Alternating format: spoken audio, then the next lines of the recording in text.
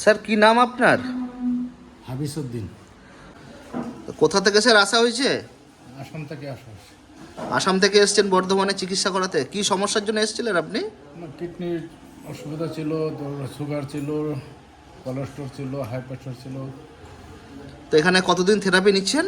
আজকে 14 দিন হলো। তো আগের থেকে কি নিজেকে অনেক ভালো মনে হচ্ছে না অসুবিধা মনে হচ্ছে? না, ভালো মনে হচ্ছে। তো আগের যে সমস্যাগুলো ছিল সেই সমস্যাগুলো মনে হচ্ছে আস্তে আস্তে কমছে? হ্যাঁ, কমছে, বহুতখানি কমছে।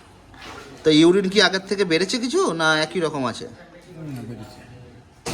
আর আপনার কিডনিতে কি স্টোন বা কিছু আছে নাকি? স্টোন ছিল দুটা, হুম এখন একটা আছে। হুম। তো আপনি তাহলে এসেছেন আসাম থেকে? আসাম থেকে। তো আসামের কোন জায়গা? আসাম ভীষণের চাইলে। তো অত দূর থেকে যে এখানে এসেছেন, এসে আপনার অসুবিধা কিছু হচ্ছে না তো? চিকিৎসা নিয়ে সুস্থ হচ্ছেন তো? না, অসুবিধা হয় না, সুস্থ হচ্ছে। তো এই জলে বসে যে আপনি চিকিৎসাটা নিচ্ছেন, তো আপনাকে কি কোনো মেডিসিন কিছু দেওয়া হচ্ছে বা ইঞ্জেকশন দেওয়া হচ্ছে নাকি? না না না, সুস্থ হয় না। মানে ওষুধ ছাড়াই এই জলে বসে হুম। সুস্থ হচ্ছেন?